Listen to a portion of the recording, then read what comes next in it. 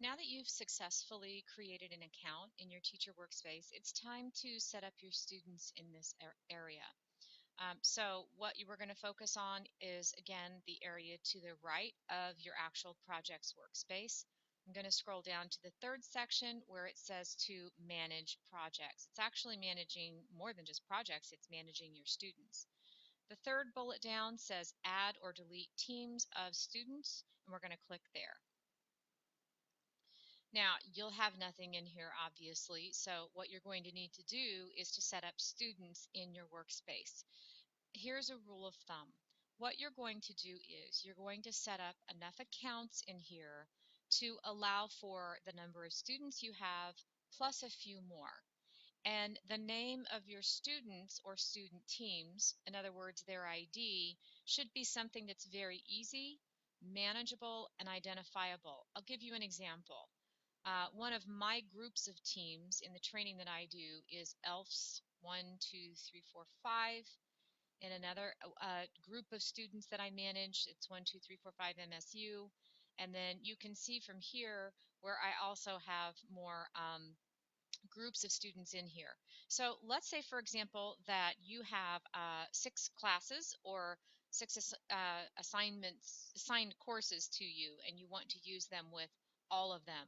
You would take each class that you see, each class that you're responsible for, and set up different IDs for that class. So for period 1, for example, if Tara Selby sees Tara Selby's students, she might set up something to identify that group. And then when it's time to rotate, she might see Mr. Neville's students. She would set up something for that group, and so on and so on. So let's get started with that. First thing you'll do is add students to your workspace. But rather than loading them individually based on the number of students that you have plus a few more, we're going to go over here and to create a set of new teams. How many teams would you like to create for the project? Here, you would create the number of students per team.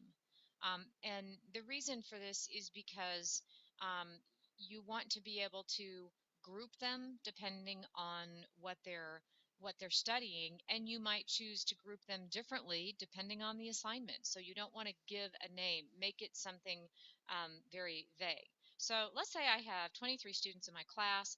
I'm going to create 26 students or teams, as they point out here, but rather than call them just team, I'm going to call them something that might identify them as a particular team that I'm looking for. So, for example, period 1, or you could do class 1. You could do your last name or something like that.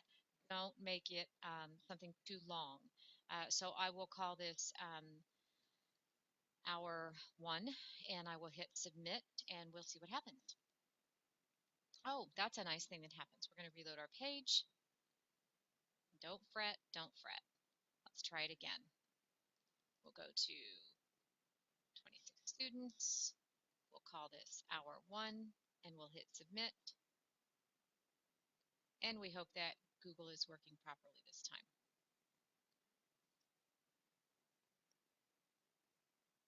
Let me just click on done and see if that happened. Here we go.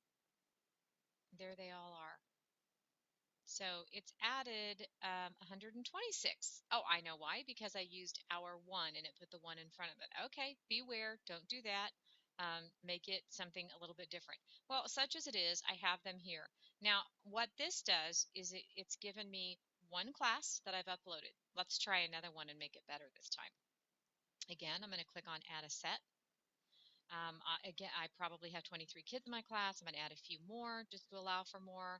And I'll go ahead and leave this team and just see what happens. I won't change that. I'll hit submit. Here, it says the teams were added. You may add others or click done. I'm going to click done, something I didn't show you the first time, and I apologize for that. Scroll down. Ah, there they are. You see, this time that was better. So instead of using a numeral in your description here, use something else. That might be more beneficial. So no numerals.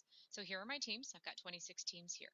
Now, what we've done is we've just added students to your teacher workspace. That's all there is for this tutorial.